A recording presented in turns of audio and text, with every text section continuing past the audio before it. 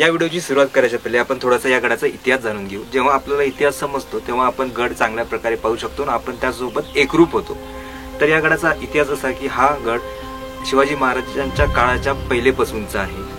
हा गड पहिले निजामशाहीकडे होता, जे 1630 पर्यंत निजामशाहीमध्ये होता। त्यानंतर आदिलशहाकडे हा किल्ला आला, त्यांची राजवट चालू झाली। त्याच्यानंतर शिवाजी महाराजांनी 1656 मध्ये गड आपल्या ताब्यात घेतला आणि या गडाला कठीणगड असे नाव दिले। जेव्हा मिर्झाराजे जयसिंग जेव्हा पुरंदर गडाला वेढा दिला होता, जे शिवाजी महाराजांवर चालून आले होते, तेव्हा जो तह झाला, जो पुरंदरचा तह, त्यामध्ये पवन मावळ मधले बरेचसे किल्ले म्हणजे जवळपास आता आपण या गडावरून जेवढेही किल्ले पाहतो तेवढे किल्ले पूर्ण या त्या तहामध्ये आदिलशाहीला द्या लागले। त्यानंतर 1670 मध्ये शिवाजी महाराजांनी हा गड परत एकदा स्वराज्यामध्ये दाखल केला। असा हा छोटासा इतिहास आहे। तर चला तर मित्र, या व्हिडिओला आता सुरुवात करूयात। तत्पूर्वी अशाच माहितीपूर्ण व्हिडिओसाठी तुम्ही माझ्या चॅनलला सबस्क्राईब करा। पाहता पण सबस्क्राईब करत नाही तर सबस्क्राईब करून घ्या। चला तर मग आता व्हिडिओला सुरुवात करूयात। नमस्कार मंडळी, सुप्रभात। मी संजय साबळे फिरस्ते विथ एस के चॅनलमध्ये तुमचं पुन्हा एकदा स्वागत करतोय।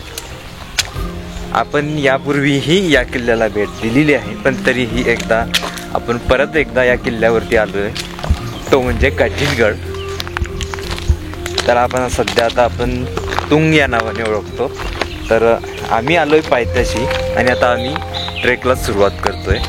छोटासा ट्रेक आहे, जास्त काही मोठं नाही आहे। मी आणि अंकल आहे, अंकल पहिल्यांदा आलेत या ट्रेकला।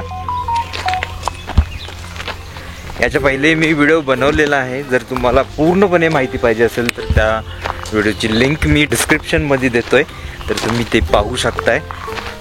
आणि आता आपण सुरुवात केलेली आहे आणि सुरुवातीलाच आपल्याला इथे विरगळी पाहायला भेटतात। विरगळीची सुद्धा माहिती मी त्या व्हिडिओमध्ये दिलेली आहे, तर विरगळीची माहिती पाहिजे असेल तर तुम्ही तो व्हिडिओ पाहू शकताय।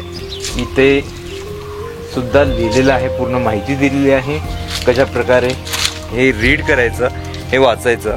तर तुम्ही हे पाहू शकता जर तुम्ही इथे येत असाल तर। आणि आता सध्याच्या घडीला इथल्या पायऱ्या पण खूप चांगल्या पद्धतीने केलेल्या आहेत। मागच्या वेळेस जेव्हा मी आलो होतो तेव्हा इथे तेवढ्या पायऱ्या काम चालू होतं आणि आता खूप चांगल्या प्रकारे पायऱ्या बनवलेल्या आहेत। तर मित्रांनो, आता आपण पोचलोय चपेटदान मारुती मंदिराजवळ। तर पाठीमागे तुम्ही पाहू शकताय चपेटदान मारुतीचं मंदिर आहे। आणि चपेटदान मारुती का म्हणतात तर बजरंगबलीचा तुम्ही हात पाहू शकताय, तर हात हा आपण कोणाला चापट मारतो ना त्या प्रकारे आहे इथे। तर त्यामुळे या मारुतीला चपेटदान मारुती असं म्हणतात। आपल्याला भरपूर ठिकाणी पाहायला भेटेल।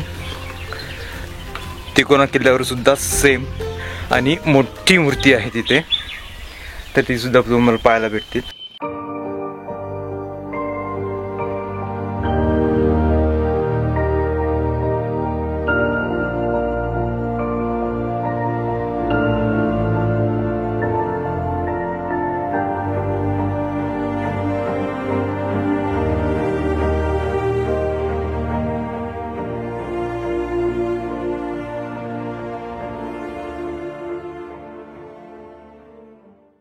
तर मित्रांनो, आता आपण पोहोचलोय मेटा या ठिकाणी। मेटा हे एक अशी जागा असते जे पहारेकरी असतात त्यांच्यासाठी विश्रांतीची जागा म्हणू शकताय, किंवा जे ही किल्ल्यावर येणार असेल पहिले त्याची चौकशी या किल्ल्यावर केली जाते। आणि जर वरती किल्लेदाराला जर माहिती पुरवायची असेल तर त्यांना इथं थांबून माहिती देऊन आणि तिथून जेव्हा परमिशन भेटेल तेव्हा त्यांना किल्ल्यामध्ये एंट्री भेटेल। तसा आपण चेक पॉईंट म्हणू शकतो मेटाला। तर त्या प्रकारे इथं आपल्याला एक मेटा पाहायला भेटतोय। ह्याची छोटीशी रूम आहे ती।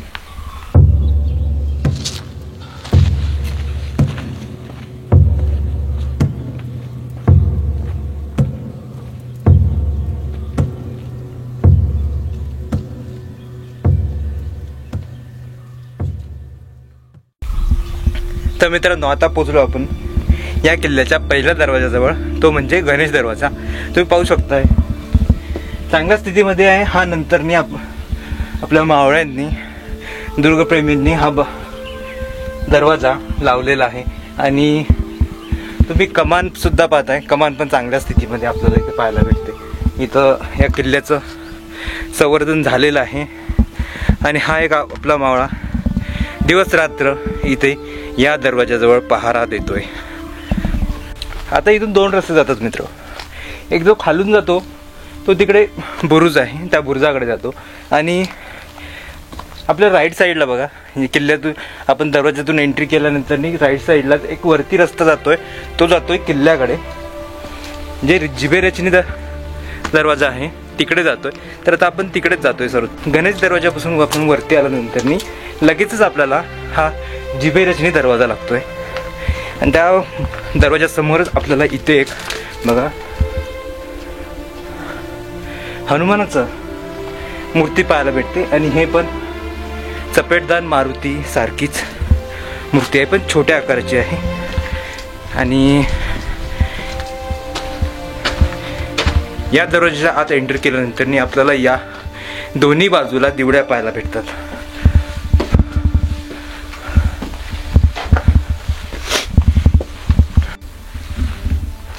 तर मित्रांनो आता सध्या आपण आहोत किल्ल्यामध्ये. आणि आपल्याला जसं आपण एंट्री करतो जिबेरचनी दरवाजाच्या आतमध्ये, तर आपल्याला भरपूर असे जोते पाहायला भेटतात, काही अवशेष पाहायला भेटतात. आणि त्यातलंच हे कचेरी जोते, म्हणजे इथे या किल्ल्याचा पूर्ण कारभार चालायचा. जो पण निर्णय असेल काही असेल तर ते इथे घेतले जायचे. आणि त्याच समोर आपल्याला एक गणेश मंदिर सुद्धा पाहायला भेटते. आणि त्याच्या साईडलाच आपल्याला इथे एक पाण्याचे टाक,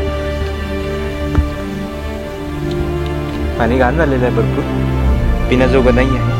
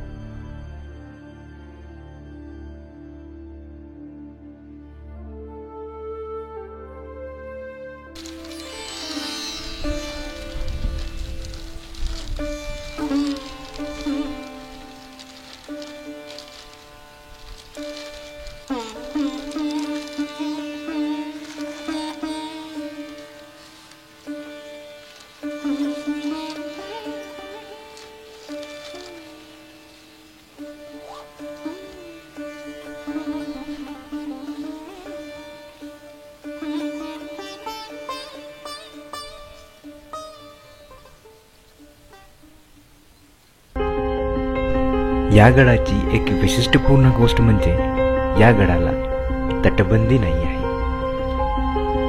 चारही बाजूने तुम्ही पाहताय तर कातळकडे तुम्हाला पाहायला मिळते. तर तेच या गडाला तटबंदीचं काम करतं.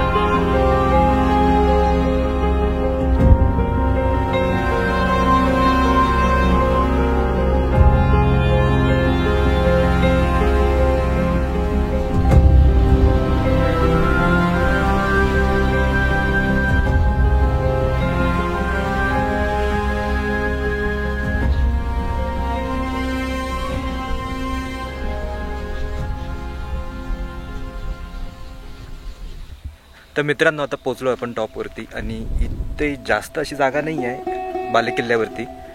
तुम्ही पाहू शकता एक मंदिर आहे. आता हे पाठीमागे तुंगाई देवीचं मंदिर आहे. आणि हा एवढा परिसर आहे. आपल्याला इथे एक पाण्याची टाकी पाहायला भेटते. बस एवढाच हा परिसर आहे. आणि हा किल्ल्याची आपला जी भटकंती आहे ती इथं समाप्त होते. आणि या साईडून आपल्याला असे भरपूर असे किल्ले पाहायला भेटतात, जे मोरगिरी असो, तिकोना असो, विसापूर असो किंवा लोहगड असो. लोहगड तिथून आपल्याला दिसतोय, विसापूर दिसतोय, तिकोना दिसतोय. आणि या साईडला जर पाहिलं तर या साईडला पलीकडे आता एकदम धुके आहे, त्याच्यामुळे दिसणार नाही. पण कोरीगड आणि हा जो पलीकडचा आहे तो मोरगिरी. असे आपल्याला भरपूर असे किल्ले या गडावरून पाहायला भेटतात. तर मित्रांनो, अशा प्रकारे हा व्हिडिओ आपण आता इथेच एंड करूयात. तुम्हाला हा व्हिडिओ कसा वाटला हे नक्की कमेंट्स करून कळवा. कमेंट्स येत नाहीत मित्र, काही जर चुकीचं असेल या व्हिडिओमध्ये किंवा इतिहासाची माहितीमध्ये तेही तुम्ही टाकू शकताय कमेंट्समध्ये. मी ते दुरुस्त करायचा मी प्रयत्न करेन. आणि माझ्या चॅनलला लाईक करा, शेअर करा, सबस्क्राईब करा. भेटूयात अशा नवीन अशा महत्त्वपूर्ण माहितीपूर्ण अशा व्हिडिओमध्ये. तर तोपर्यंत टाटा, बाय बाय.